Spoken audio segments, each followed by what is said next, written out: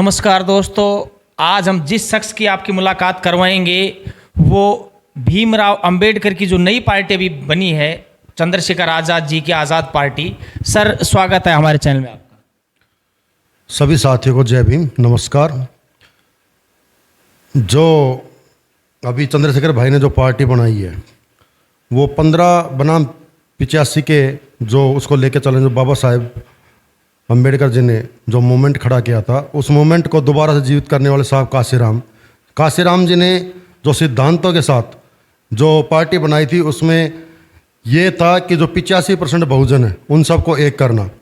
उस लड़ाई को लड़ते हुए हमें 7 साल हो गई। 7 साल में भाई चंद्रशेखर ने इस मुहिम को उस जगह लाके खड़ा कर दिया कि जो देश के अंदर एक संगठन था आरएसएस, जो 100 साल से तैयारी में है कि जो देश का संविधान है उसको बदलने की तैयारी में था, लेकिन सही टाइम पे जो भीम आर्मी का आगाज़ हुआ, आज भीम आर्मी उस मुकाम पे पहुंच गई कि अगर जो आरएसएस है उसको जो टक्कर देती है वो सिर्फ भीम आर्मी है। और मैं सभी को, जो मेरे इस मूवमेंट से जुड़े सभी साथियों को कहना चाहता हूँ कि ये जो लड़ाई है इसको अंजाम देने का टाइम अब आया है, क्योंकि भाई ने जो पार्टी बनाई है, क्योंकि हमने 7 साल रोडों के ऊपर संघर्ष किया है और जो SC ST के अंदर दलित बच्चे के साथ जो अत्याचार हुआ, बच्चियों के साथ जो रेप हुए हैं, उसके अंदर सिर्फ और सिर्फ भीम आर्मी लड़ी है। जो राजस्थान के अंदर कांग्रेस सरकार थी वो उस टाइम कहाँ चली गई थी, जब हमारे इंद्र मेघवाल की हत्या कर दी गई थी एक मटकी छूने पर। और उस टाइम कहाँ चली गई थी जितेंद्र मेघवाल, जिसको मूछे रखने पर मार दिया गया था। उस टाइम कोई भी राजनीति पार्टी, चाहे कांग्रेस हो या बीजेपी, हमारे समाज के बचाव के लिए नहीं आई। उस टाइम जो लड़ाई लड़ी वो हमारी भीम आर्मी ने लड़ी और उनको न्याय दिलाने का काम किया। तो आज जो 85% बहुजन समाज है उसको ज़रूरत है कि एक ऐसे नेता की जो समाज के लिए लड़ सके, और वो नेता सिर्फ एक ही है, चंद्रशेखर भाई। तो ये चुनाव एक महीने का टाइम है। इस एक महीने में अगर कुछ लालच में आके हमारे समाज के गद्दार अगर अपने आप का ज़मीर बेच देते हैं तो फिर उन्हें इन 5 साल बाद में उनके साथ हत्याएं होंगी, रेप होंगे और फिर वो रोडों पे बैठे मिलेंगे। तो मैं सभी से ये कहना चाहता हूँ कि कम से कम आप उस मूवमेंट को समझो और भाई चंद्रशेखर के कंधों को मजबूत करो, क्योंकि अगर आज हम नहीं जागे तो हमें बचाने वाला कोई दूसरा नेता नहीं आएगा। अगर आज हम कमज़ोर कर रहे हैं चंद्रशेखर भाई को, तो ये चीज़ मान के चलो कि दोबारा चंद्रशेखर भाई दोबारा पैदा नहीं होंगे, क्योंकि हमारे समाज में जो महापुरुष जन्मे हैं वो सभी महापुरुष अपने समय पे आए और उन्होंने अपना काम किया। अगर साहब काशीराम समय पे नहीं आते तो जो बहुजन समाज पार्टी है वो 20 साल तक सत्ता पे राज नहीं करती।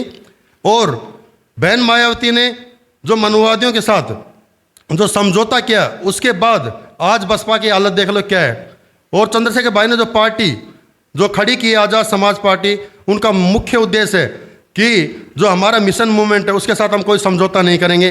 जो 85% बहुजन साथ के साथ खड़ी हुई है और 15% की हम यही कहते हैं कि आरएसएस से जो हमारा कट्टर विरोध है, जिसमें 15% राज कर रहे हैं, उस राज को हमें अपने 85% को एकत्रित करके उस गद्दी तक पहुंचना है। और भाई ने ये रास्ता दिया था कि जो हमारी पार्टी है, जो संगठन है, इसमें एक ट्रेन की तरह है कि जो स्टेशन से चलेगी, इसमें बहुत से साथी आएंगे और स्टेशन आएंगे, उतर जाएंगे, लेकिन जो लास्ट तक बैठा रहेगा वो दिल्ली तक पहुंचेगा। हमारा सफ़र है कि हम जो हमारा मिशन मूवमेंट है और जो हमारी पार्टी है उसको दिल्ली की गद्दी तक पहुंचाना। भाई की निगाह किसी राज्य के ऊपर नहीं है, भाई की निगाह दिल्ली के ऊपर है कि हमें दिल्ली पे राज करना है। आप देख लो कि देश के अंदर 52% OBC होने के बाद भी आज तक देश की सत्ता पे कोई OBC काबिज नहीं हुई। गुमराह करते हैं लोग, नरेंद्र मोदी है, नरेंद्र मोदी क्या होता है, किसी को जात का पता नहीं। 2014 से 2024 हो गई, 10 साल के अंदर जो देश उसकी जात का पता नहीं लगा पाया, तो एक बार बताओ कि पूरे देश को गुमराह कर रहे हैं। और अगर आज भी बहुजन नहीं जागा तो ये समय अपने साथियों को नीचे दबाने का काम करेगा। जो ताकत चंद्रशेखर भाई ने दी है उस ताकत को मजबूत करो और सभी साथी एकजुट होकर आज़ाद समाज पार्टी को वोट करें और इसकी ताकत को बनाए। हमने ऐसे ऐसे मोमेंट देखे हैं कि जहाँ पर, जो मेरे क्षेत्र में, जहाँ मैं शाहजहाँपुर में रहता हूँ, कि जब इंद्र मेघवाल की हत्या हुई, जिस टाइम अगर बीजेपी का जो एमएलए मंजीत चौधरी और जो कांग्रेस का जो अब प्रत्याशी है ललित यादव उस टाइम कहाँ चले गए थे? अगर उनको साथ देना था इस समाज का तो उस टाइम हमारे कंधे मजबूत करते और जो हमारा जो हमने विरोध प्रदर्शन किया था उसमें शामिल होते और आके बताते कि हम आपके साथ हैं। लेकिन वोटों की राजनीति के लिए हर गली गली जाते हैं और हर समाज में, दलित समाज में जाते हैं, हर वाल्मीकि मोहल्ला लगा लो, मेघवाल समाज लगा लो, उनके बाद जाके वोटों के लिए राजनीति करते हैं। उस टाइम सारे रिश्ते नाते निकालेंगे, सारे यार दोस्त निकालेंगे, अड़ोसी पड़ोसी लेके आएंगे, सबको लेके आएंगे, चाचा ताई फूफा। लेकिन जब हमारे साथ अत्याचार होता है उस टाइम में कहाँ चले, कोई हमारे पास नहीं आता। हमें ताकत में जो लेके आनी है वो पार्टी आज़ाद समाज पार्टी। अगर आज भी हमारा समाज नहीं समझा तो ये इसी तरह रोडों पे पिटते रहेंगे और इनको बचाने वाला कोई नहीं आएगा। आज हमारे समाज को ये कह रहे हैं कि आप हमारे भाई हो और एक एक आदमी के पास फ़ोन करते हैं। मैं गारंटी से कहता हूँ अगर एक बार ये चुनाव जीत जाएं, अगर इनको जो एमएलए का ऑफिस है उसके गेट के अंदर भी एंट्री करवा दे तो मैं गारंटी लिख के देता हूँ। लेकिन हमने जो नेता चुना है वो साफ सुथरी छवि का नेता है, उसको राजनीति के बारे में ज्ञान नहीं है। लेकिन अगर हमारा समाज उसका सच्चाई से साथ देता है तो वो एक ऐसा नेता उभर के आएगा जो समाज के लिए काम भी करेगा और समाज के लिए हमेशा खड़ा रहेगा। तो सभी साथियों से मैं अपील करता हूं कि जो बहन डॉक्टर अंजलि यादव उसको सपोर्ट करे और आज़ाद समाज पार्टी ने जो सिंबल दिया केतली उसके ऊपर अपना 25 तारीख को चुनाव चिन्ह के ऊपर अपनी मोहर लगाए और बहन जी को ताकत में लेके आए। और एक चीज़ मैं और भी कहना चाहता हूँ, कुछ लोग ये कहते हैं कि बसपा में 6 विधायक जीते थे और वो जीत के बाद में कांग्रेस में शामिल हो गए थे, कहीं ऐसा बहन जी तो नहीं करेगी। तो इसलिए मैं ये कहना चाहता हूँ कि जब हम सत्ता में नहीं हैं तब हम विधायकों की नींद हराम कर सकते हैं। तो हमारी बहन है, हम हमारे एमएलए छीनने नहीं देंगे, क्योंकि जिन राजनीति पार्टियों के एमएलए जो बिकते हैं उनकी जो ऊपर की जो राष्ट्रीय पार्टी होती हैं वो सूटकेस पहले भर लेती हैं, तो उन्हें कोई मतलब नहीं। तक नेता जो विधायक है वो जीत के कहाँ जाए कहाँ नहीं जाए उनसे कोई लेना देना नहीं है। लेकिन हमारी पार्टी में वो सब नहीं है। हम अपना जो सिंबल दिया सभी को एक बढ़िया साफ सुथरी छवि के जितने भी नेता हमारे पास है उनको छांट के उनको परख के तब दिया है। और हम जितने भी हमारे प्रत्याशी जीतेंगे, मैं ये नहीं कहता कि हमारी सरकार बनेगी, लेकिन इतना ज़रूर कहता हूँ कि हमारे बगैर सरकार भी नहीं बनेगी। अगर हमारे 10 एमएलए भी जीत के आते हैं तो उसमें से कम 5 मंत्री बनेंगे। अच्छा, अभी जैसे मुडार तहसील में एक जातिवाद का सबसे बड़ा मुद्दा रहता है। एक लोगों का एक जहन में एक बात है कि भाई जो दलित समाज है वो 40% पे नौकरी लग जाते हैं और जो बड़ी कास्ट है वो 80% लेके भी घर में बैठे हैं। इनकी बराबरी होनी चाहिए, आरक्षण खत्म होना चाहिए। क्या कहना चाहेंगे इस पे आप? देखो, बाबा साहेब ने जो आरक्षण दिया था वो दलित समाज के लिए स्पेशल नहीं था। बाबा साहेब ने आरक्षण दिया था तो वो जो अभी भी 50% आरक्षण जनरल के पास है और उसके अंदर जो 50% आरक्षण है वो 85% के पास है।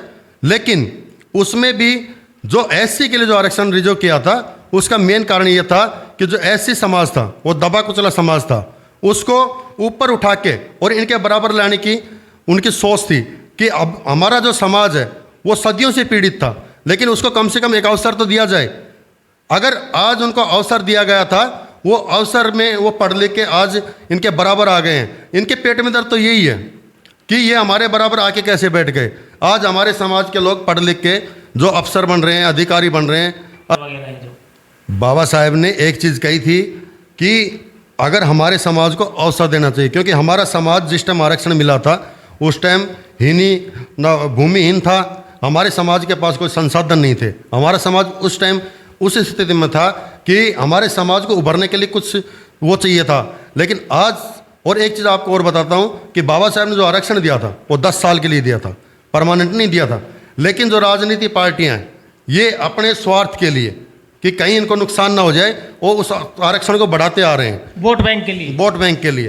तो हम ये कहना चाहते हैं, अगर मान लें आप अगर इस आरक्षण से आप इतना वो दुखी हो तो सबको बराबर का अधिकार दे। ज़मीनें हैं जिनके पास 100 एकड़ ज़मीन है, किसी के पास 50 एकड़ है। हमारा समाज ऐसा है कि रेडी पट्टी वाला है जिसके पास रहने के लिए जगह नहीं है। आप एक बार सबको ख़त्म कर दो, उनको सबको बराबर का अधिकार दे दो, फिर हमें आरक्षण की कहाँ जरूरत पड़ रही है। और आज तो जो समाज है वैसे पढ़ लिख के आगे बढ़ रहा है, तो समय अनुसार अगर जिस टाइम समय लगेगा उस टाइम सब बराबरी भी। और आरक्षण तो ख़त्म कर दिया गया। आप बताओ आरक्षण है कहाँ? जितने हमारे समाज को जो नौकरियां मिलती थी, जैसे 60% नौकरियां जो रेलवे झेलता था, आप देख रहे हो कि रेलवे को प्राइवेटाइजेशन में कर दिया गया, तो ऑटोमेटिक आरक्षण हट गया।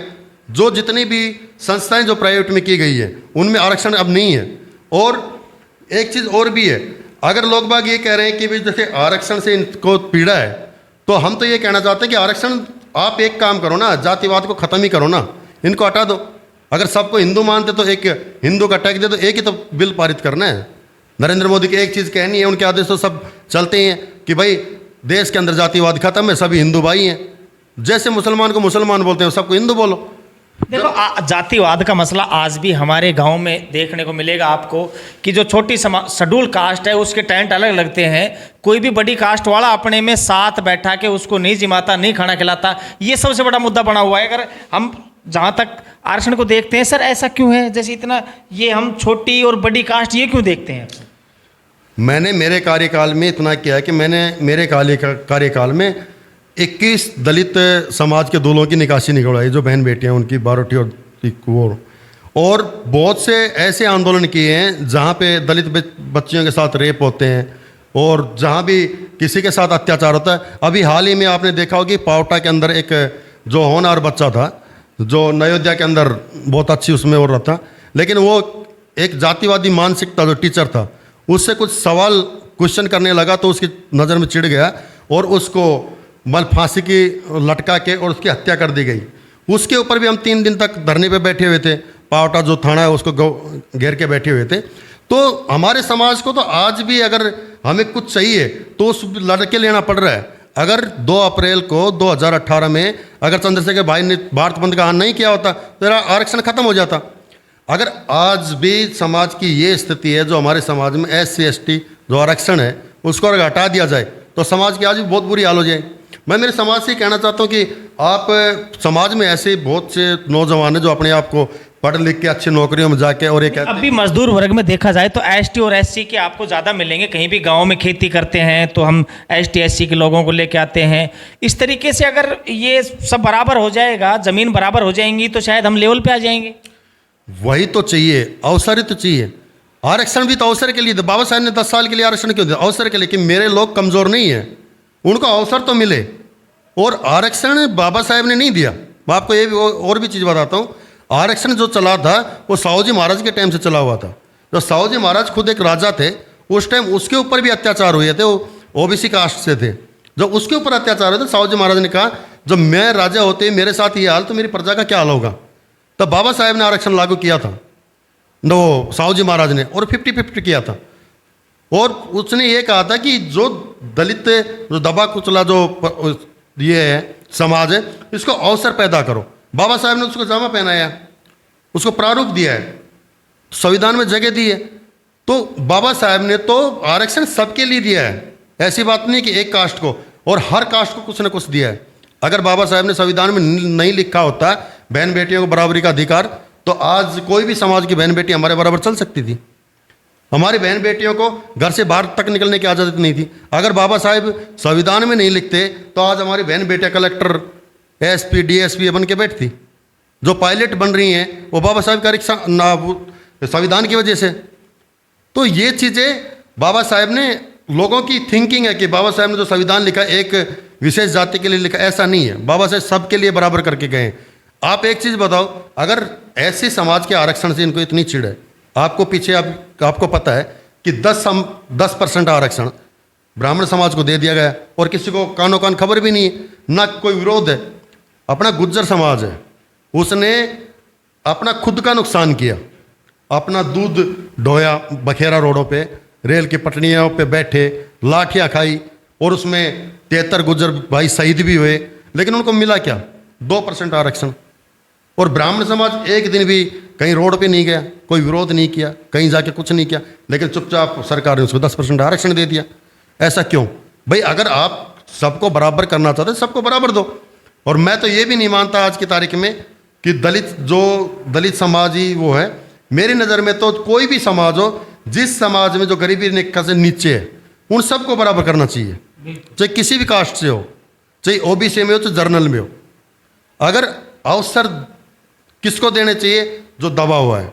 अगर हम ताकतवर को ताकत दे रहे हैं तो फिर वही राजाशाही हो जाएगी। हाँ, भरे को भर रहे हैं। अभी जो मुंडावर तहसील में जातिवाद का एक मुद्दा आता है अक्सर कि भाई जाट जाट को वोटिंग करता है, राव साहब की तरफ बढ़ रहा है। आपकी जो कास्ट है उसका कोई स्टैंड नहीं है अभी तक, वो कहाँ जाए तो ये क्या उन्हीं के पीछे पीछते रहेंगे आप? देख, मेरे समाज के जितने भी बच्चे हैं सारे कैडराइज बच्चे हैं और भीम आर्मी के सिपाही है। वो चाहे कुछ भी कहे, कोई समाज में कोई रोल फैलाए, वो कहीं नहीं जाएंगे। जितना यूथ है सारा का सारा भीम आर्मी के साथ आएगा, आज़ाद समाज पार्टी के साथ आएगा, क्योंकि पूरे समाज के जो यूथ है उसको विश्वास है भाई चंद्रशेखर के ऊपर, क्योंकि उन्होंने 7 साल के अंदर वो युवाओं के अंदर वो जोश भर दिया कि आज भी अगर यूथ नहीं जागा तो मुझे लगता नहीं है कि आगे कोई दोबारा ऐसा नेता उभर के आएगा। और मैं आपको एक चीज़ और बताना चाहता हूँ, जो ये लोग बाग रूलर फैला रहे हैं कि भाई ये इस समाज में साथ नहीं है वोटिंग में। 4 तारीख को नामांकन है, उसके बाद में भाई की रैली है, आप एक बार देख लेना, दूध का दूध पानी का पानी आपके सामने हो जाएगा। तो हवाबाजी करने से कुछ नहीं, सच्चाई जो धरातल पे वो सर इससे थोड़ा जातिवाद को बढ़ावा नहीं मिलेगा? जातिवाद का बढ़ावा कहाँ? चंद्रशेखर भाई तो 85% के हैं, सीधे सीधे गरीब वर्ग के हैं वो। जितने भी गरीब, हमारे जो पार्टी और संगठन है उसमें सभी बहन बेटियां एक समान है, चाहे किसी की भी हो। हम किसी भी समाज की बहन बेटी के साथ गलत होता है उसके साथ खड़े होते हैं। लेकिन समाज की एक विडंबना है कि जब SC ST के अंदर कोई भी अत्याचार होता है, OBC के अंदर कोई अत्याचार होता है, तब जो हिंदुवादी संगठन है वो कोई नहीं आता है। जब सिर्फ भीम आर्मी याद आती है लोगों को। बड़ौदा में अपने यादव समाज से एक की नाड़ काट दी गई थी मुसलमान के थ्रू, और एक हमारे समाज का था, उसकी भी नाड़ उन्हें रेंद के मार दिया गया था। उस आंदोलन में हम गए हुए थे। हमने किसी के अंदर भेदभाव नहीं किया, लेकिन भेदभाव जो कर रहे हैं वो RSS वाले हैं और जो मनोवादी ताकत है वो कर रही है। अच्छा, जनता को कोई मैसेज देना चाहते हो इन चुनावों के बारे में, आपकी तरफ से क्या मैसेज रहेगा? मैं तो जनता को एक ही मैसेज देना चाहता हूँ कि जितना अपना 85% जो बहुजन समाज है वो एकजुट होकर भाई चंद्रशेखर के हाथों को मजबूत करे और बहन अंजलि को इस जो मुंडावर विधानसभा में प्रत्याशी इसको जिता के आज़ाद समाज पार्टी को और केतली के जो चुनाव चिन्ह उसके ऊपर मोहर लगा के इसको ताकत में लेके आए। मैं आप और समाज को ये विश्वास दिलाता हूँ कि हमारी जो टीम और जो पार्टी है वो कभी भी। तो ये थे हमारे साथ सर। अपना पद क्या है, आप जिस पद से हो? भीम आर्मी प्रदेश सचिव राजस्थान। हाँ, तो भाई साहब अभी आपने जिस शख्स की बातें की हैं उन्होंने बहुत अच्छी बात बताई है कि जो आरक्षण अगर हम ख़त्म करना चाहती है सरकार, तो जो बड़े बड़े उद्योगपति बैठे हैं, लोगों गरीबों का खून चूस के जिन्होंने अपने घर बनाए हैं, वो सब बराबर किए जाएं। ये कल ही आरक्षण हटा देंगे अपनी तरफ से, खुद इस्तीफा दे देंगे अपने आरक्षण से। इनका कहने का मतलब ये है। मैं आपका साथी BL Chaudhary, real India network से। वीडियो अच्छी लगे तो लाइक करें, शेयर करें, सब्सक्राइब करें। जय हिंद, जय भारत। कर्मचारी पेंशन की